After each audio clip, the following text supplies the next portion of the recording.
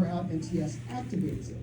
But if we want to do something that decreases it, we're going to do less activation.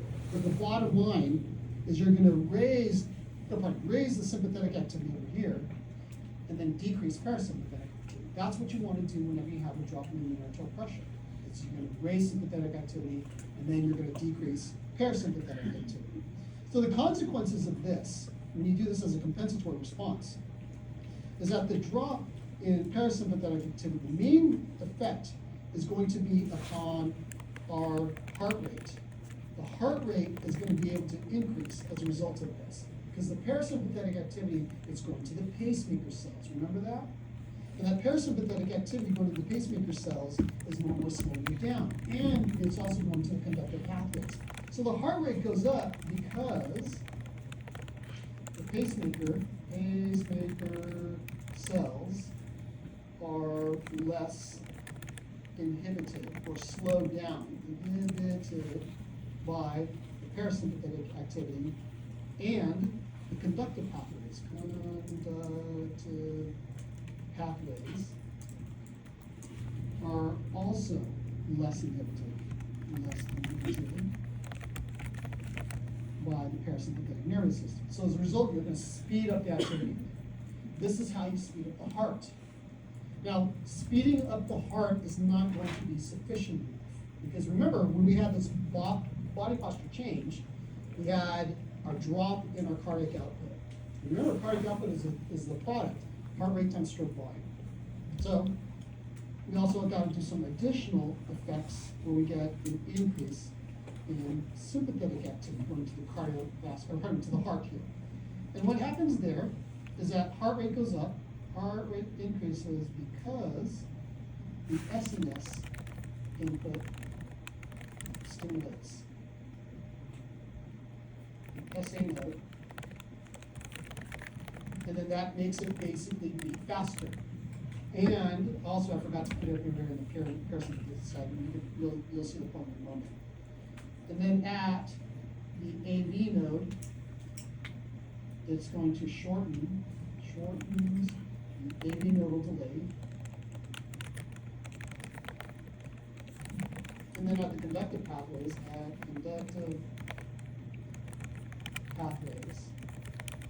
what's going to happen there is that the conductive pathways, the SNS input speeds the conduction.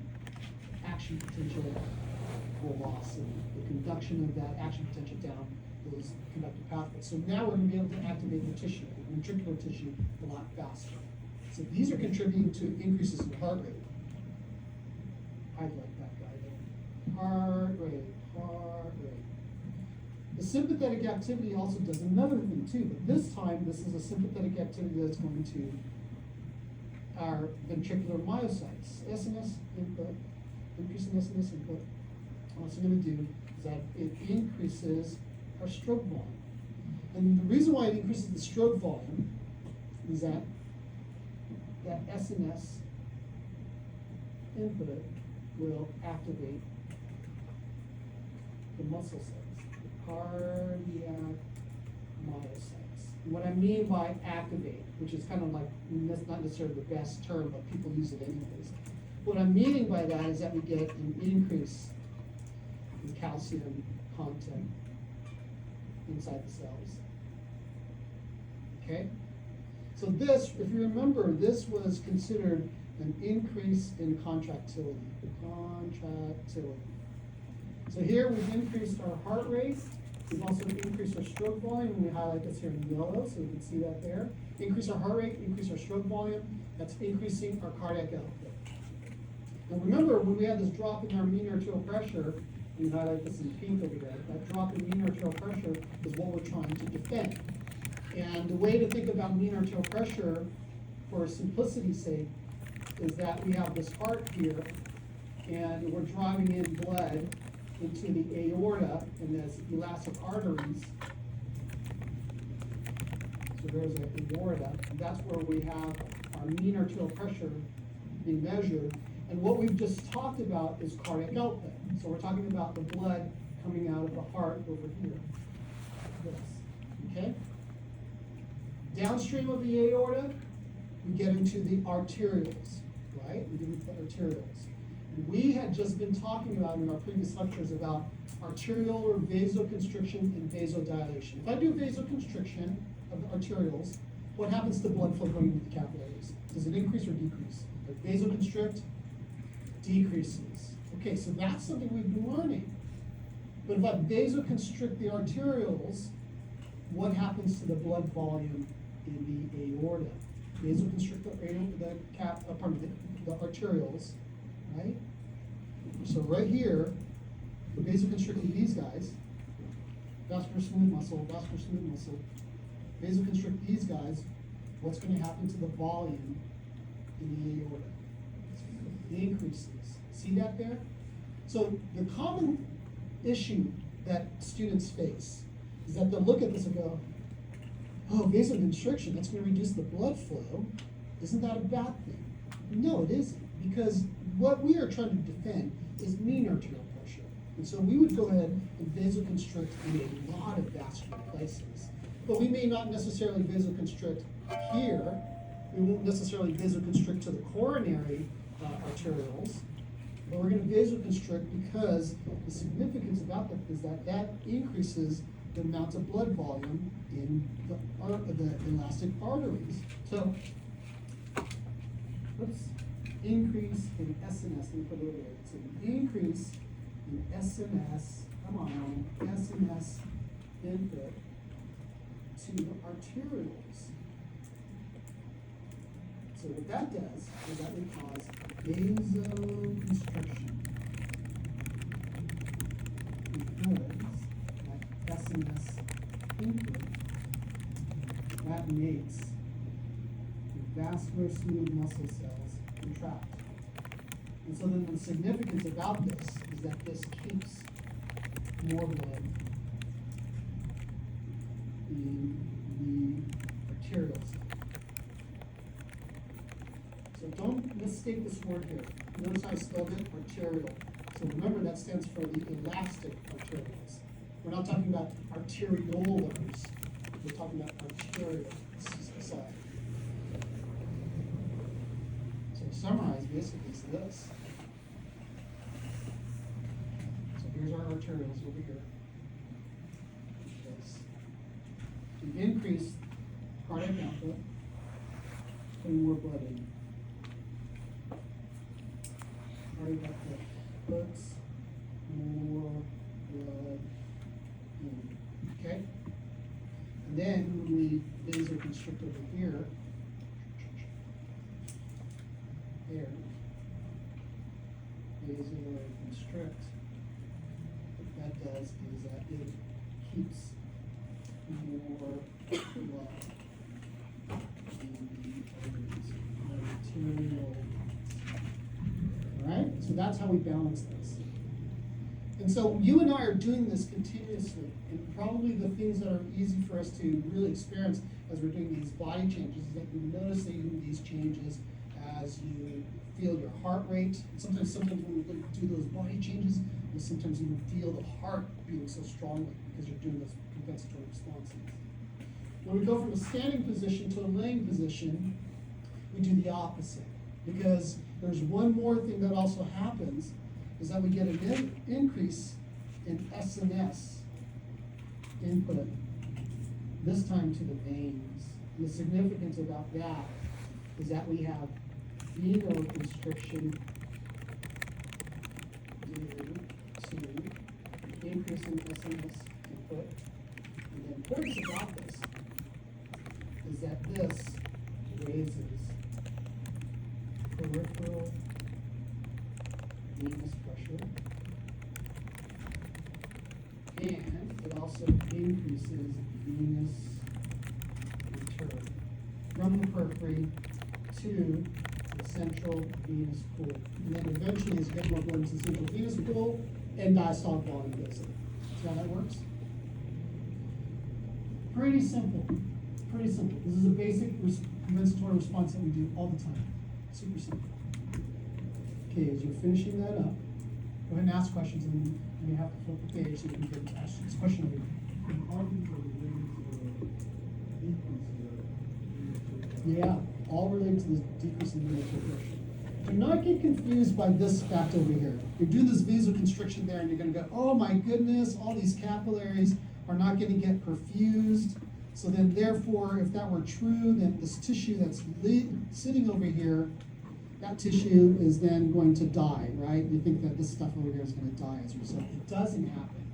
Because you'll have this vasoconstriction, and it's perfectly fine to do it. You're not going to do this extensive vasoconstriction to the point where the tissue is compromised. It's, again, a matter of trying to basically defend our mean arterial pressure. Question over there in the back, now get to the front. When you're talking about SNS input to the veins, that's SNS input to like the smooth muscle cells that stiffen. Yeah, stiffen those veins, make the wall stiffer, raises the venous pressure because you're basically making them decrease their compliance. Question over here, and then I'll get to yours over there. So you talked about for the decreased fitness input, Mm-hmm. Mm-hmm. But will that happen with the increase SNS also, or the Increase in SNS can decrease parasympathetic. Both of them will raise up the heart rate because the parasympathetic, pacemaker cell is getting less of this background inhibition by the parasympathetic, but then it's also getting stimulated by SNS. Okay, so the two forces will impact the pacemaker cells, the conduction velocity, Yeah, nodal delay is going to get, it's going to shorten, and the conduction velocity is also going to increase as well. Question over there. So if we were to increase SNS input, since we talked about immune systemic filling pressure earlier, Yeah. would that be changed or would it Probably, you'd have probably a little bit of a jump up in that mean average pressure within the peripheral veins. And it would probably be relatively uniform in terms of that change, whether we're talking from the top of the body to the bottom of the body. Some have argued that when you get the change in that mean systemic filling pressure, it's primarily in the lower extremities. And for the purposes of this class, we're not going to bother discussing it, but there's good evidence that suggests that when we look at the lower periphery veins, they actually have a stiffer property compared to the upper ones.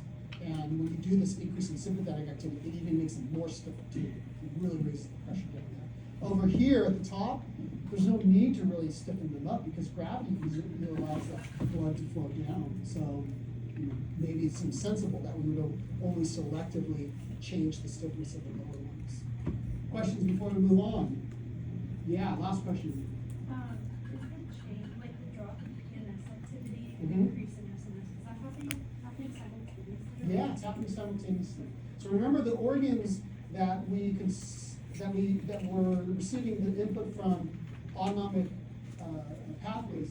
It's sort of like this idea of dual input. One of these ideas that we presented to you in 101 and 110C. Dual input is the way that we can control our organs, and we do it because it's a very fast way to control the organ in a very well controlled manner to regulate the function of the organs. All right, let's talk about something even more fun in regards to exercise. And so I'm bringing up this idea about challenges of exercise. And among the challenges that we face with exercise, number one is that there is an increased need for, and this is at the tissues, so let me bring this.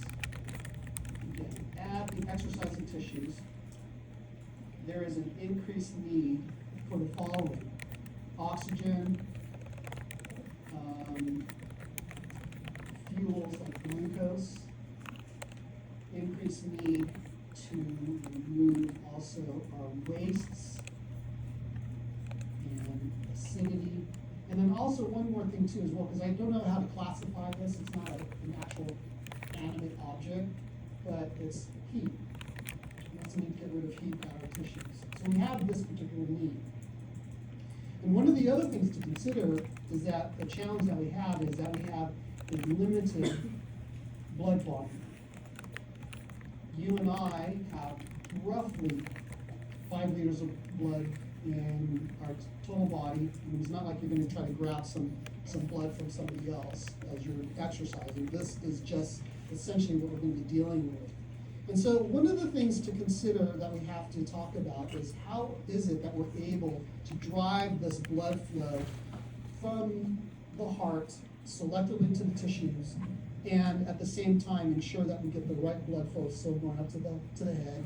And how are we going to also deal with the changes in blood volume as you and I get hotter? So there's a couple of these interesting kinds of challenges that we are going to have to worry about during exercise. So there's a couple of other cool things that we should consider that happens during the exercise. In our exercising tissue, that happens to release local metabolites. And we spoke about those local metabolites earlier in the quarter when we were considering our vasoconstriction and vasodilation and balance between the two of them. Remember I said that the local metabolites are those that are released from highly metabolically tissue. And the other thing to consider about exercising tissue is that exercising tissue, such as our muscle, also manages to squeezes our peripheral veins. Okay, cool. We've got a couple things working to our advantage. We've got these local metabolites. We've got our squeezing of our peripheral veins by our muscles. Okay, now what? What's going to be happening here? So in general, one of the things happens in general, what we find is that we get an increase in blood flow to tissues that is sort of proportional to the increase in metabolism. Okay, so in general, that's what's going to be happening. There's sort of an exception to the rule, but something that's related to this. We also get an increase in cutaneous blood flow. Some of it is proportional to its metabolism. That is proportional to its increase in metabolism. And you're now wondering, wait a second, my skin is being metabolically active as I'm exercising? The answer is yes. It's your sweat glands that are being active. They're going to go ahead and produce sweat. So being metabolically active, and the increase in blood flow is also proportional. Well, I don't want to use that word. Let me say the increase in blood flow is also related to the change in body temperature. So what we could say is that the increase in blood flow to the skin is not just due to the change in the metabolism of the skin. Because yes, we activate these sweat glands, but that increase in metabolic activity of the sweat glands doesn't account for the total increase in blood flow to the skin. So the change in the blood flow to the skin, the cutaneous blood flow, is related to how hot your body gets and also how active your sweat glands are. Okay? So now what's going to be happening? What are we going to be doing? Okay, so one of the things that we're going to be doing, obviously, is the following. We're going to, in order for us to get this increase in blood flow, we need to change our cardiac activity. And so the changes that we need to do in our cardiac activity associated with exercise is that we need to increase heart rate, and we also need to increase our stroke volume. Here's where we get into some complexity. So you look at this and say, hey, that's pretty easy to talk about. I know exactly what's going to be going on here. So I can get this increase in heart rate and an increase in stroke volume pretty easy. So all we have to do, obviously, is increase SNS activity and simultaneously decrease parasympathetic activity during exercise. Now the question is, what causes this? How does this work? Now, all of us have done this before. You know, back in gym class when they forced us to run around the yard, we're doing our mile, right? And they're going to time us and we get a grade off this. We're all familiar with that. We feel our heart beating. It's beating faster, it's beating stronger. Now, there's another phenomenon. I don't know if any of you guys are racers, if you've ever gotten into a 10K race or 5K race, and you're waiting at that starting line. Have you ever done this before? You're waiting for that guy to fire off the gun, and you're feeling your heart going like this. Right? But you haven't started exercising yet. And so that is where the conundrum comes in. Why is it that when I'm waiting for the exercise about to actually occur, I am now experiencing this increase in heart rate, this increase in cardiac output. The metabolism hasn't changed. Now, some of you will say, well, maybe it's because I'm psyching myself up for it. I'm getting nervous about it. And so probably that contributes to this. So the increase in sympathetic activity and the drop in parasympathetic activity can be attributed due to kind of like this sort of higher motor input. Sort of this anticipation of work or action increases in sympathetic activation and decreases parasympathetic activity. This is something that we've evolved for. You can imagine what's going on in this instance is that you have higher cortical input.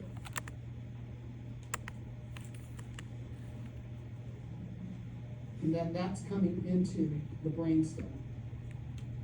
And as a result of coming into the brainstem, we're now activating the sympathetic areas and decreasing the activity with the parasympathetic. Okay? So this sort of this higher motor control that's activating this system. We refer to this change in our cardiac function. The term that was used for it, there's a variety of terms that are used in exercise physiology. Let me use pink over here. We call this particular response central command. Central command. That was the idea about that. And this is a really important response, okay?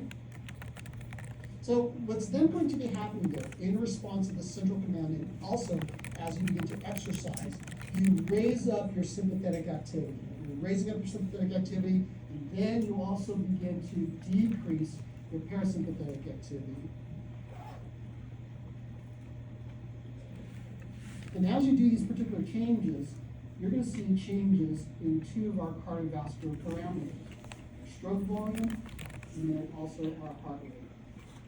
So as SNS input increases and parasympathetic input decreases, the effects on stroke volume and heart rate are seen over here on these graphs here. Okay, what do you think is going to happen to stroke volume? Think logically. If I have an increase in sympathetic activity, what happens to contractility of the heart muscle? Does it increase or decrease? It increases. So that means the force of contraction of the ventricles, what happens to that? Increases or decreases? Okay. And if I increase that strength of contraction, stroke volume will do what? Increase or decrease? Perfect, and it increase. And so what we're going to be seeing over the start of exercise, so imagine you start exercising right over there, and however minute of time, it doesn't matter what this time scale is. What we're going to be seeing is that we see a very rapid increase in stroke volume, and then we tend to peak out like that. And the reason why we peak out is you can only contract your heart as much as it can. There's only a certain amount that you can actually get it to squeeze. You can never really get it to continually exert an increase in force. All right. With that noted, what about heart rate? As we get an increase in sympathetic activity, decrease in parasympathetic activity, we all know what happens to heart rate. It does what? It goes up. And so we see the similar kind of thing happening with heart rate. It goes up like this. Leave yourself some room over here on the right-hand side because we now got to draw something out. All right. As we manage to exercise, what is then going to happen to our body temperature? We go up. You and I, in response to an increase in body temperature, what do we do to compensate? What happens to blood volume as we do that? Aha, so it does it, it drops. As it drops, what happens to end diastolic volume? And then if that drops, what happens to stroke volume? So what's going to happen here, there comes a point where the stroke volume starts to fall off like this. It starts to go down because you're losing blood volume. Now the interesting thing is, as you and I are exercising, and you're doing this exercising heat, I mean, maybe you're a trained athlete too, you're used to it. Many of us can still sustain the same amount of exercise, and you have a cardiac output to then also match that level of exercise. So if the stroke volume is going down, and we know that cardiac output is equal to stroke volume times heart rate, as the stroke volume is going down, what would you expect the heart rate to do? In order for us to maintain the same cardiac output, what do we have to do? We would increase. So you get this increase in heart rate like this, but then, the heart rate can only reach a certain amount before it sort of peaks out. It doesn't go up that steeply too lightly. And the way you can typically calculate the heart rate in individuals, the max heart rate, is you take 220 beats per minute, and you subtract out their age. That's usually their max heart rate. Y'all are in your mid-20s, so your max heart rate's somewhere around 200 or so. But in some elite athletes, they can actually maintain well above 220, sometimes slightly higher. So let's suppose we get to a heart rate of 220, 225, 230. You can't increase that heart rate any further. And so I'll get to your question in a moment. As you increase your amount of sweating, there comes a point where we actually end up messing up our cardiac output. So over time, what's going to be happening here is the following.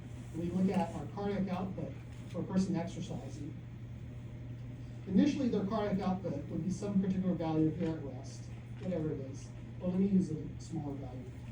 Let me use a smaller value here, just this time scale here, or relative scale. Here's our cardiac output at rest. And then they start to exercise. And then that cardiac output, let's pretend that it goes up, let's say, fivefold with this within that time span.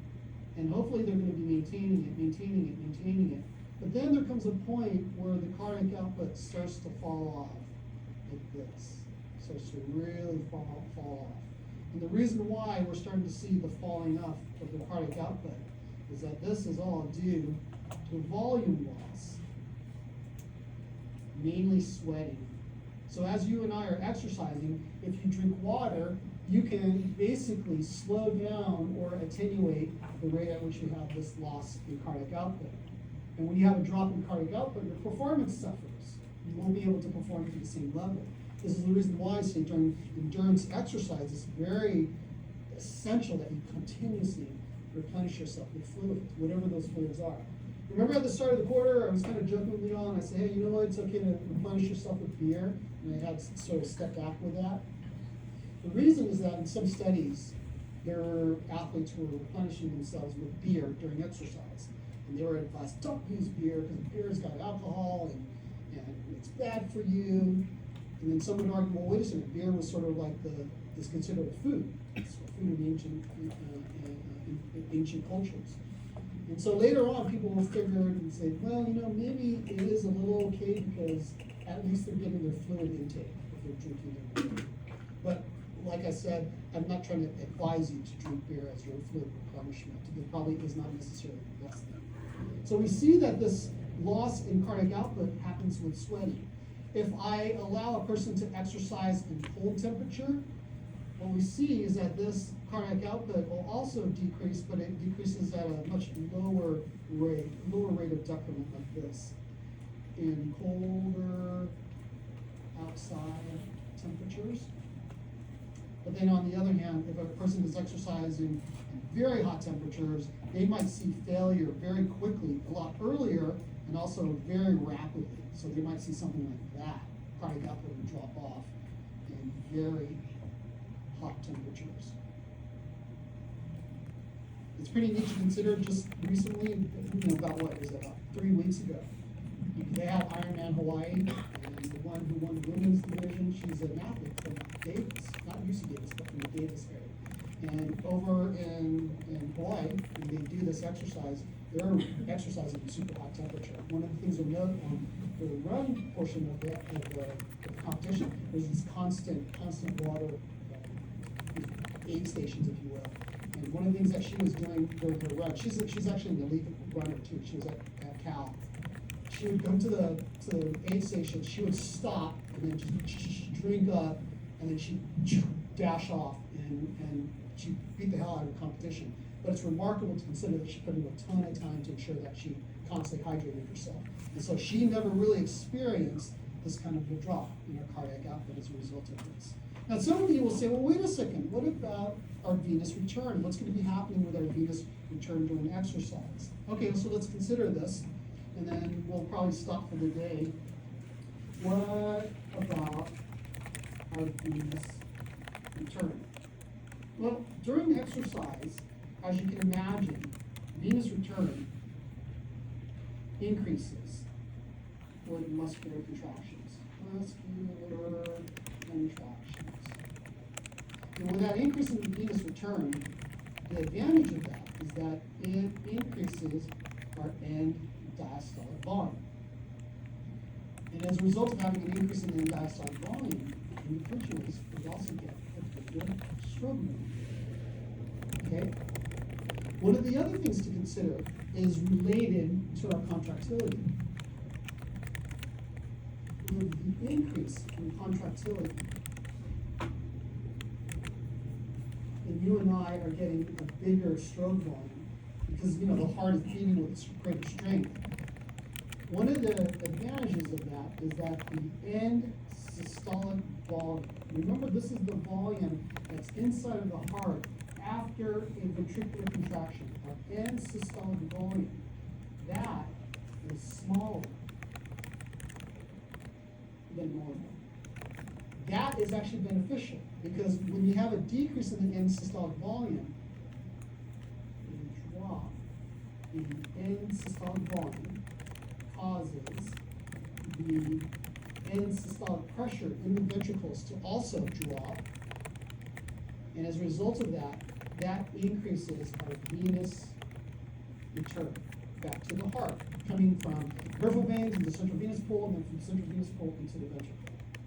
So surprisingly, when you and I do an increase in our stroke volume, it's advantageous for us because you have less blood in the ventricles, and then that less blood in the ventricles provides less sort of back force on the venous return, get more blood coming in. So that facilitates our having a bigger end diastolic volume. So that is actually an advantage to ourselves, all right? Now, what we're also going to be seeing as a result of our exercise, and I got to look at my graph over here, how this changes, is that we are going to be then looking at a change in the overall blood flow that is occurring within our skeletal muscle. And then we'll stop here because then I'll have to finish up this lecture, a recorded lecture. Is that as the cardiac output increases, how does this affect blood flow into the exercising muscle? Exercising muscle. Okay, now, just to show you what's going on here, during exercise, one of the things that happens is that SNS activity increases. And this is occurring globally. So at the very start of exercise, once you start to exercise, you have this rise in sympathetic activity. And you would guess, you'd say, oh man, if I have an increase in sympathetic activity, isn't my resistance going up everywhere? And the answer is yeah, that actually increases resistance initially. This increases resistance everywhere. And that includes your exercising muscle. And you think that has to be a disadvantage. Definitely, absolutely, it's a disadvantage. So initially you get an increase in resistance everywhere. So this is at the start of exercise, okay? But then, during exercise, despite that we have this increase in sympathetic activity, the increase SNS-induced vasoconstriction is opposed. It's opposed by local metabolites. And this is only occurring at the exercising tissue. So the significance about this is that if you look at it like this, imagine you have our arterial right over here, and this arterial vascular smooth muscle is receiving input from the SNS to cause it to vasoconstrict. But then at the same time, you can have the exercising tissue right over here Here's our exercising muscle. Exercising tissue. That guy is then releasing metabolites. And these local metabolites, these guys are acting to oppose that vasoconstriction. See that there? So overall, what's going to be happening here, and to finish this up, we will have to talk about this again for the lecture, is that overall, in individuals with exercise, you get a drop in the total peripheral resistance. TPR drops due to a vasodilation that occurs in this exercising muscle. And one more thing, and we'll leave that for the lecture. Okay? Let's stop here, everybody. Remember, our midterm is going